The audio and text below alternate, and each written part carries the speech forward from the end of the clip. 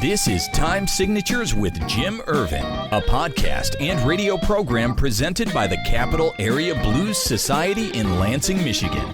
Driving up and down these Michigan roads, yeah. And now, here he is, your host, Jim Ervin. Baby, I'm home.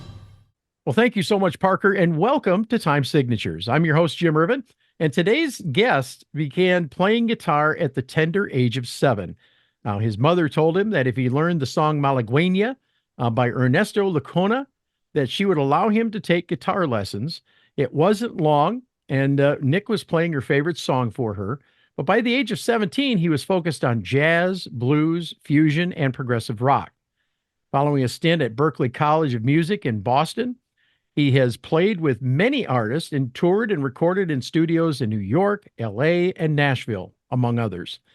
He has over 100 published works to his credit and is founder of Cocco Music LLC and co-founder of Underdog Music and Publishing. He is currently a producer, guitarist, and music director with Sonny Bleau and the Moons, who also joins us this evening. We're going to talk a little bit about her work as well. But Nic Cocco and Sonny, welcome to Time Signatures. So good to have you here. Thank you so much for having us on, and thank you for letting me jump in on Nic's interview. I have a feeling he's not going to hear the end of this for a while, right? This is all your fault, Jim. This is all your fault. It's okay. It's okay. Well, we're going to have fun, and we're so glad to have both of you here. It's always a great opportunity when I get to talk to and meet new musicians and add them to the fold. And by the way, I wanted to make an announcement before we get going any further. If you notice around the background, for anybody that's watching the program, we recently added the Killer Blues Headstone Project logo. We are doing kind of a reverse sponsorship, but we have also added LCC Connect, which is with the Lansing Community College, the Capital Area Blues Society, and the Blues Society Radio Network. Now, that is a really cool thing that's going on. The BSRN launched about just a few weeks ago, and they are a 24-hour-a-day streaming blues network. And I got to tell you, man, there's lots of good stuff out there, and we are working on getting some stuff from Sonny Bleau and the Moons up, and I'm having a good time with these guys. Steve Soviak and Chris Lee are just knocking it out of the park with this new streaming service. Nic, I want to go back to the original story about your mom and her deal with you to take guitar lessons, if and only if you learn that song for her. I need to know more about this story. It sounds like a really cool one, you know? Well, it was one of my mother's favorite songs on the guitar. All right. And so my brother, my oldest brother, tried to learn how to play guitar. And I guess wasn't very successful at it. Okay. So they bought it. They had bought a guitar for him, and I was noodling around with that guitar. It was just sitting in the closet, you know. And so I was noodling around with that guitar, and my mother said, "Well, you know, if you like that, you know, I would love for you to play." And you know, nothing really much came of it. And then one day my father came to me and said, "Okay, son, pick an instrument. What instrument do you want to play?" All right. And I said, I want to play guitar. And he said, "Okay, fine. Here's the deal. You got to work for me." Now, understand, I'm 7 years old. Okay. Right. Sure. My dad played saxophone and clarinet and whatnot. And back in the day, he had since stopped by the time I had come around. But he liked for all of his kids to try something musical. Okay. Very cool. And so he gave me a chance, and he said, "All right, I'll make a deal with you. You work for me. All right. And I'll get you guitar lessons." So one of his customers was quite a successful guitar player in his own right. And my father traded working on his cars for my guitar lessons. Wow. Yeah. And that's how I got started in it. And I learned in the old school way, Sure. sitting in the chair with the teacher behind you, smacking you when you didn't know your lesson. You only did that a few times. But I Yeah. still get that feeling back here, I still Right, get that right. feeling back there. But that's how I started, and been blessed, got to do a lot of things since then. Yeah. Now, Malaguena is far from the blues. I actually listen to it because I like to do my homework, but I'd like to know how you came to to be exposed to the genre of blues, and what was it that hooked you in? And Sonny, I want to know your story too. But I want you guys to take turns. Um, Yeah. Tell me your story of how you guys were baptized into the blues, so to speak. You want to go first? Or you want me to? Well, I think you and I, in a way, I kind of feel like we were baptized together in a way. I Okay. mean, obviously, you've got a lot of more years of experience professionally playing. Um, but Nick and I started performing together in about 2019 or so. Is when we met, when we formed Underdog Music and Publishing, and we were writing songs. But Nick had been and still does perform at senior homes here in the Metro Detroit area. And he will take his guitar, and he has a friend who plays the saxophone, and they always had a vocalist, and they would do the Great American Songbook, jazz Nice, nice. standards, show tune, Sure. And when we first met, he was like, "Hey, have you ever sung jazz before?" And I was like, "Nope." He's like, "Well, do you know any of these songs?" I'm like, "I guess I've heard them before." And so from there, he actually steeped me in a bunch of jazz at first. Big band swing jazz. Big band swing, yeah. But my background was in country music and kind of, church music. That's what I Right. grew up with. Okay. And so as we started writing music, I think is when our style together evolved into blues. Okay. Well, yeah, well, for sure. I mean, well, jazz and blues share a lot in common. Okay. Yes. And I grew up listening to big band jazz. Okay.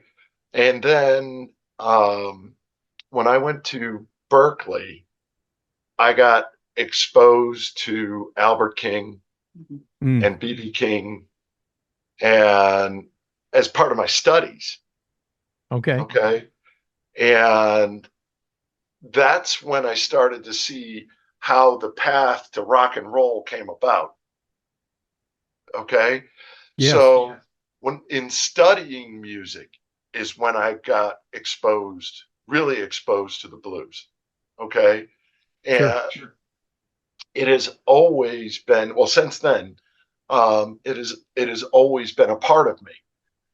In fact, a lot of the jazz players that I play with will say, "You're too bluesy for jazz." And a lot of the blues players I play with will say, "You're too jazzy for blues." you know. Yeah. But that's really, where my head is at.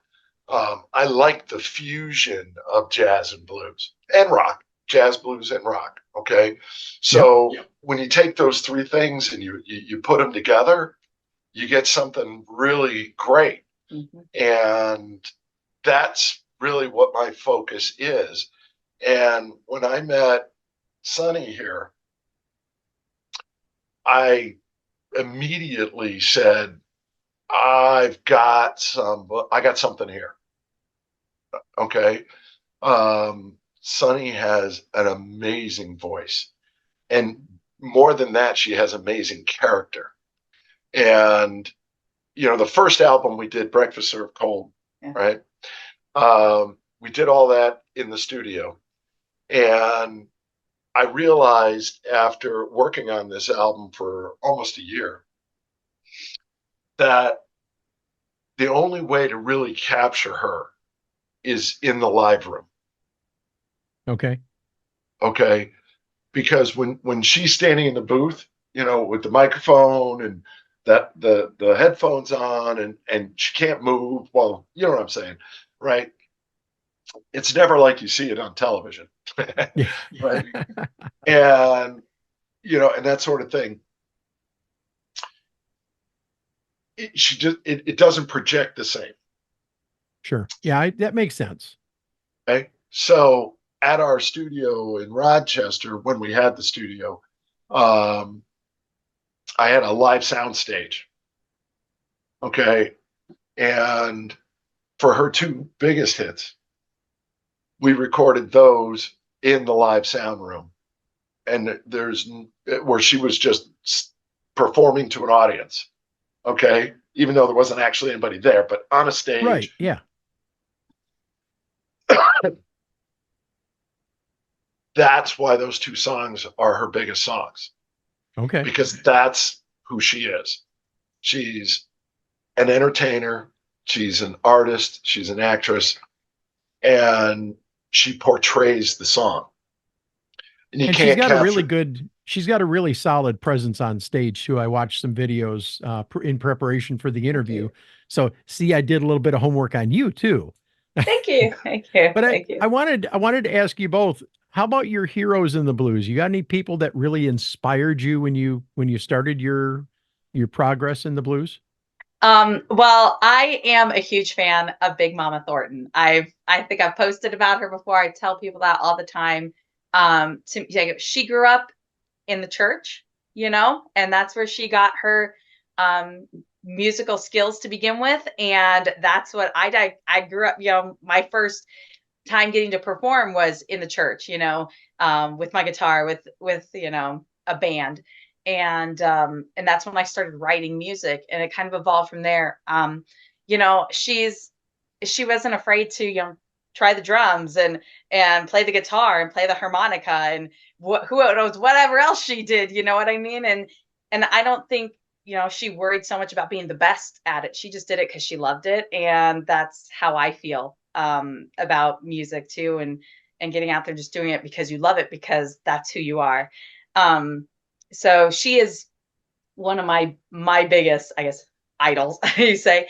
And then I grew up listening to a lot of country music and a lot of, Christian music. But one of the country artists that I grew up listening to that was played on country radio over and over and over again was Bonnie Raitt. So I grew up thinking in my brain, that is country music. That's what a real woman of country music sounds like. And it wasn't until much later on that I realized, oh, she's a blues artist. And that's why she has such depth and, to her voice and to her storytelling and everything. I'm like, even though she was played on our country radio stations. Yeah. So again, that's a voice that I grew up with that really, helped hone my earring and my hearing and my appreciation for sound of music and stuff. How about you, Nic? Well, I grew up listening to Django Reinhardt. Okay. And now I know that's jazz, but it's blues too. All right. And, but that's the type of music that I grew up listening to.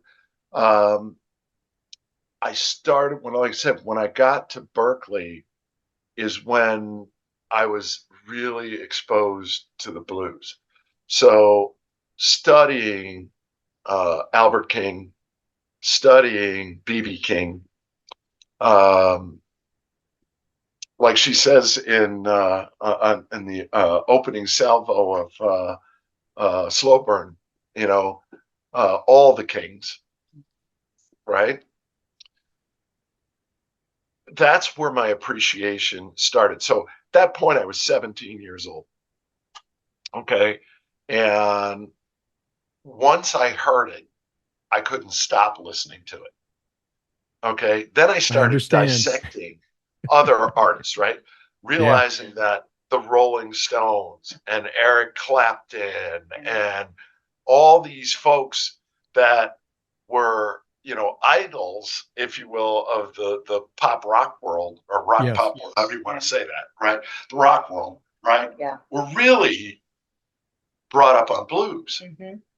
And I, in studying the music, I learned something that I guess I just, well, that's what school is for, right? You learn. Yeah. Oh, yeah. Yeah. Right?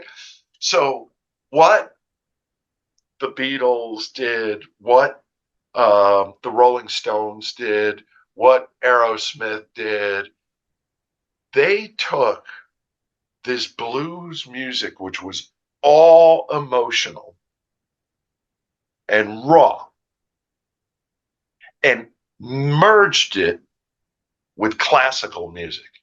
Yes, sir. They put it on the meter. Mm-hmm.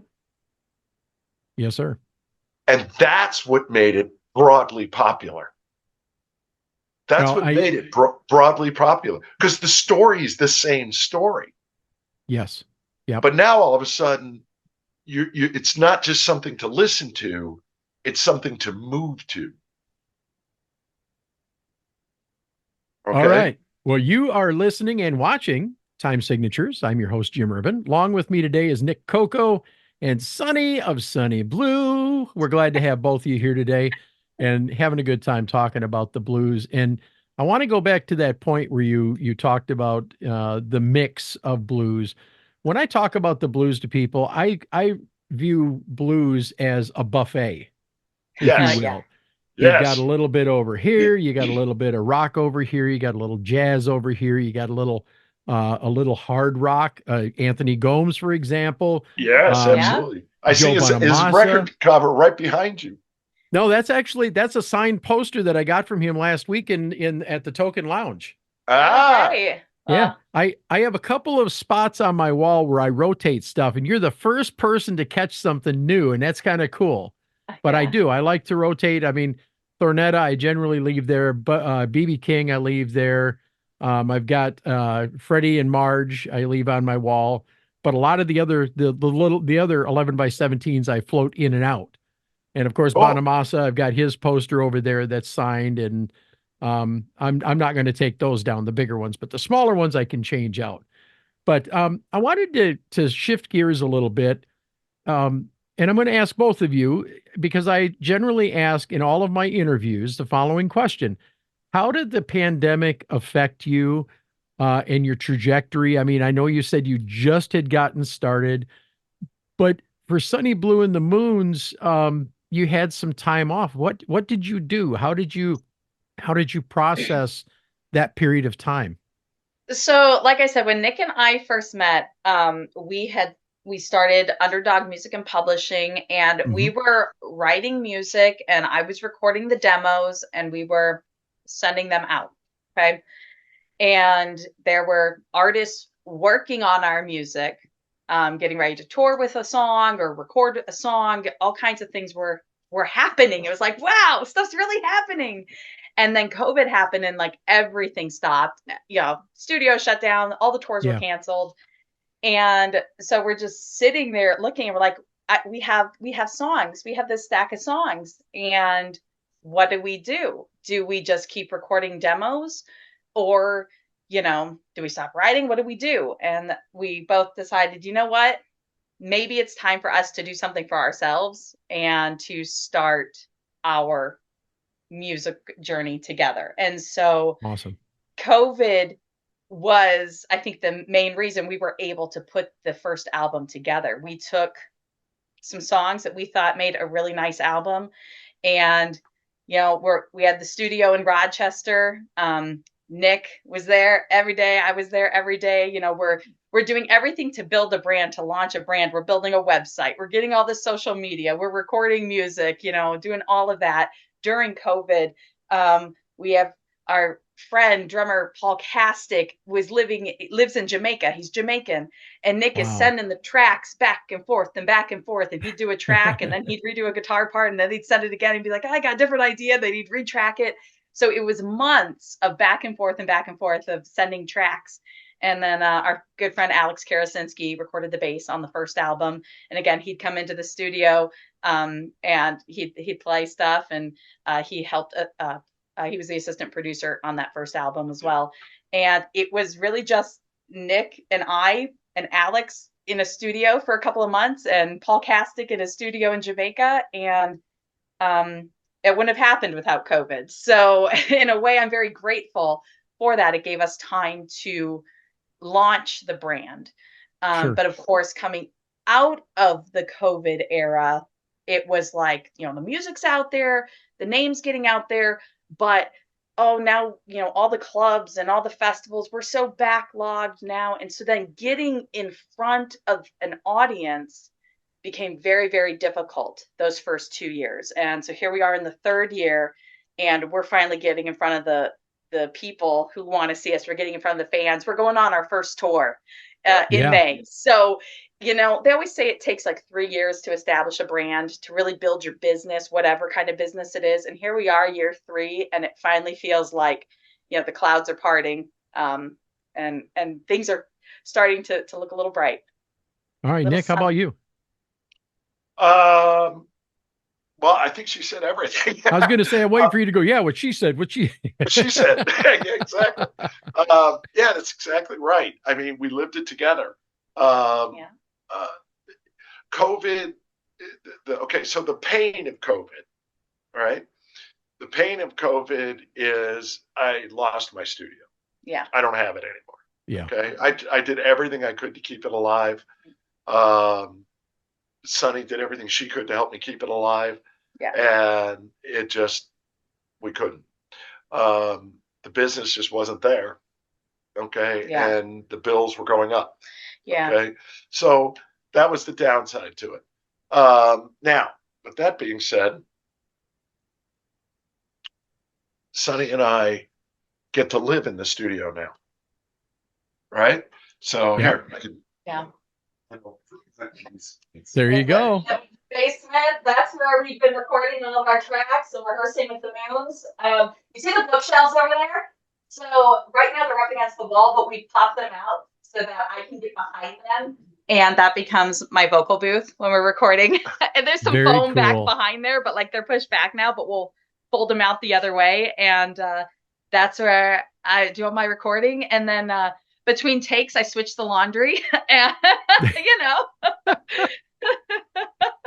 Now, listen, I know that in the interest of fairness, I should turn my camera around and show you my office. This is actually my work office. I work for the state of Michigan. My work computer's there.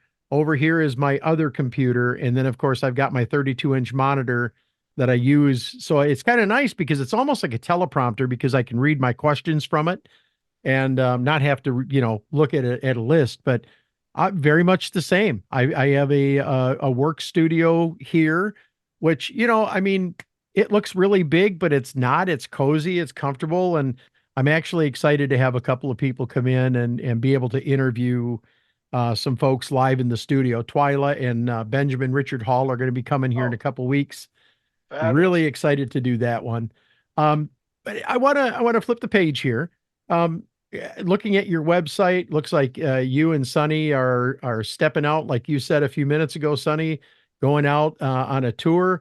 Talk about that tour and it's obviously for the promotion of this newest CD, but talk about where you're going to go and how exciting is that now on the backside of COVID, now that the crowds are coming back and you're able to get out there again. Okay. Now I'm going to say one thing. I'm going to let Sunny talk, but I want to say one thing. Sure. This tour is actually in support of all 3 of our CDs because Nothing we haven't been out to support it yet. Okay. Right. So I did want to say that. Go ahead, Sunny. Okay. So I'm sorry. You changed. What was the original question? Because I just wanted to talk about the tour a little bit. Where are you going to go? How exciting is it to be able to be back out there again? It's very exciting. So, I got invited to perform at the North Central Florida's Women in Blues Showcase. Like I said, I just did the one in Memphis in January, and we got an invite to do this show in Gainesville in May. Okay. And so we're like, okay, well, we're going to do that. So we might as well route our way down and route our way back. And so we have 8 performances we're doing. We're doing Ohio, West Virginia. We're going to be in Gainesville for the Women in Blues event. We're doing 3 nights in Panama City, 3 nights in Panama City, 2 nights in Memphis, and then Illinois. So, and then back to Michigan. Wow. Just so in case people don't know where we're from, we are Right. just north of Detroit. So, yeah, Michigan to Florida and back up through Memphis. So with the full band. Yeah, with our drummer, Tom Sumner, who is here in the Detroit area, and Cece Williams. She actually played with the Gail Herod Band in Memphis, and she's Okay. actually going to be part of the house band for Women in Blues down in Florida. So she's flying to Detroit. She's joining us on our tour and, leaving from here. So she's joining us. I'm very excited to have her with me. Finally have another woman on the bus. That'll be nice. Oh man, you're going to get outvoted now, Nick. What are you going to do? Oh, like I had to say anyways. No, but I have to say, between Nic Cocco and Bello, they did a great job getting us the shows. Ann and Nick just worked together and took care of all the stuff in Florida. Thank you, Ann. We love you. And then Nick worked really hard. I mean, hours and hours and hours on the phone with people, getting everything scheduled. And Yeah. it's all him, man. He made it happen. Well, it's actually, I gotta say, what made it a lot easier is playing at National Women in Blues. When we contacted the venues, many of them knew her name. Beautiful. Okay. Yeah. And that was very exciting. Yeah. That was very exciting. That was a blessing. I mean, I think all artists kind of wait, you wait to level up, and you're trying to always just kind of level up. And any woman who can get into the Women in Blues kinds of showcases and stuff, that is a big deal. And I'm so grateful for that opportunity. Michelle Seidman, who runs National Women in Blues. You're amazing. I love you. And again, it's because, women taking care of women helping women. And Sure. I'm so appreciative. Absolutely. I'll tell you, Jim, go ahead. If you ever get the chance to interview Michelle Seidman, you should. Okay. She has amazing blues stories. Yeah. Amazing blues stories. Well, you and I will be talking, or Sonny and I, one of us, trust me, I promise you, I will be talking to you guys about this. Absolutely. All right. As we get ready to close here, can you believe we've already gone through almost a half an hour? It's ridiculous how quick these things go. But where can people get more information on Sonny Blue and the Moons? Where can they buy your merch, your CDs? And most of all, if somebody wants to book you while you're out and about, how do they reach you? Okay, great. Well, yeah, everybody can go to sunnyblue.com. Spell it right there. SUNNYBLEAU, sunnyblue.com. All of our show dates are listed there, merchandise, music, everything. And of course, our music is on all the major streaming platforms. And please go to YouTube and like and subscribe our channel there, because Sonny Blue and the Moons, we've been putting out a handful of different music videos, some live music stuff. We've got lyric videos on the way. So there's a lot of stuff coming up, and all they got to do is hit that little subscribe button on YouTube for Sonny Blue. And please also, while you're at it, subscribe to Jim Ervin's show. Yeah, absolutely. That. Yeah. Appreciate and if anybody ever really needs to get a hold of us, social media, message us through social media. Nick and I manage our social media. Yep, so Facebook. You're usually talking to one of us at one point in time. I'll go to reply to somebody and then realize, oh, he already replied. So things like that. So, it's Nick and I do it all. There's no middle people. So if you need to get a hold of us, message us if you're interested in booking, or you can go to sunnyblue.com, and our press kit is there. All of our links, everything's right there. Well, Nick, Sonny, it's such a pleasure to have you guys with us. Thank you so much. Continued success, and absolutely have a safe trip. Enjoy yourself, and bring the music to brand new people. And it's going to be an exciting time. I'm looking forward to seeing some posts on Facebook as you guys are out and about. But thank you so much for being with us. Well, we'd love to make it out your way. I'd love to see you up this way. That would be Yeah. fun. Yeah. Would be. So- You're not far. No, not at all. Yeah. Anyway, want to thank you again for being with us, and really excited to have kind of some cross promotional stuff going on with Killer Blues Headstone Project, LCC Connect, Capital Area Blues Society, the Blues Society Radio Network. And I forgot to mention, and I don't want to forget this, we are going to be housed on the Blues Archive at the University of Mississippi. We were accepted to that back in November. They now have season 1, and they're getting in the middle of processing that. So go check it out. It's going to be a great time. But thank you guys once again for being here. Jim Ervin reminding you, keeping the blues alive, that's all of our responsibility. But Yes, it is. preserving the history of the blues, one story at a time, that's my mission. Until next time, so long. This has been Time Signatures with Jim Ervin, presented by the Capital Area Blues Society in Lansing, Michigan. For more information on cabs, visit capitalareablues.org. You can find this episode and past episodes at lccconnect.org. The Time Signatures theme song, Michigan Roads, is used by permission and was written by Root Doctor, featuring Freddie Cunningham. You know I'm trying, baby, driving up and down these Michigan roads, yeah. Until next time, keep on keeping the blues alive.